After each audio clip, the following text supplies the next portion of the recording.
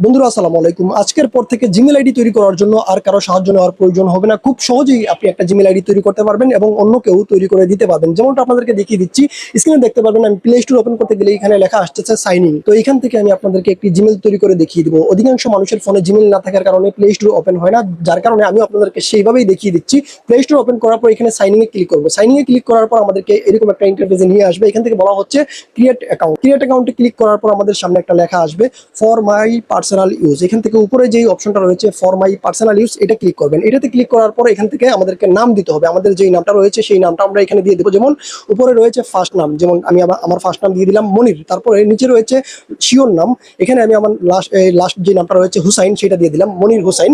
এভাবে আপনি আপনার নামটাকে এখানে দিয়ে দেবেন। তারপর নেক্সট ক্লিক করবেন। নেক্সট ক্লিক করার পর এখানে আপনাদেরকে অপশন আসবে বেসিক ইনফরমেশন, অর্থাৎ আপনার জন্ম তারিখটা এখানে বসিয়ে দিতে হবে। যেমনটা আপনাদেরকে দেখিয়ে দিচ্ছি, আমি ডে 1 এবং জানুয়ারি মাস দিয়ে দিলাম। তারপর এখান থেকে আমার জন্ম সালটা দিয়ে দিলাম 1995।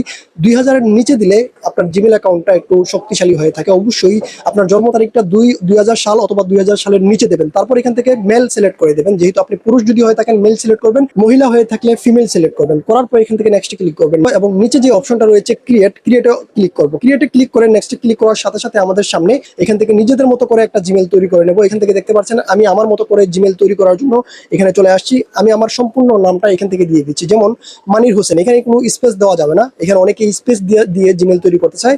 এই যে আমার নামটা মনির দেওয়ার পর এখানে কোনো স্পেস দেইনি, এখানে ডাইরেক্ট হোসেন দিয়ে দিয়েছি। মনির দেওয়ার পর কোনো স্পেস দেওয়া যাবে না, যেই ভুলটা অনেকেই করে থাকে, স্পেস দিয়ে থাকে। স্পেস দেওয়া যাবে না, ডাইরেক্ট মনির হোসেন লিখলাম। লেখার পর আমার যে মোবাইল নাম্বার রয়েছে লাস্টে 86, আমি এখানে লাস্টে 86 নাম্বারটা দিয়ে দিলাম। শুধু 86 এখানে যে সংখ্যাটা রয়েছে সেটা দিয়ে দিলাম। দেওয়ার পর নেক্সটে ক্লিক করলাম, নিচ্ছে না, অর্থাৎ এটা নেবে না। এরকম যদি লাল লেখা আসে তাহলে বুঝবেন যে এরকম যে সংখ্যাটা আপনি দিচ্ছেন সেটা অলরেডি কেউ ব্যবহার করতেছে, এই নামে এই ইউজার নামে কেউ অলরেডি জিমেল অ্যাকাউন্ট ব্যবহার করতেছে, যার কারণে এটা কেটে অন্য একটা সংখ্যা ব্যবহার করবেন। আপনার সম্পূর্ণ যে নামটা দিয়েছেন সেই নাম থাক, সংখ্যা যেটা আপনি ব্যবহার করবেন, যে নাম্বারটা লাস্টে ব্যবহার করবেন এটা একটু ঘুরিয়ে ফিরিয়ে দেবেন। যেমন আমি এখানে লাস্টে যখন 186 দিলাম সেটাও নিচ্ছে না, লাস্টে 735 দেওয়ার পর কিন্তু এটা নিয়ে নিচ্ছে। তারপর এখানে আমাদেরকে বলা হচ্ছে পাসওয়ার্ড দেওয়ার জন্য। অবশ্যই এখানে আপনাকে 8 ডিজিটের একটা পাসওয়ার্ড বসাতে হবে।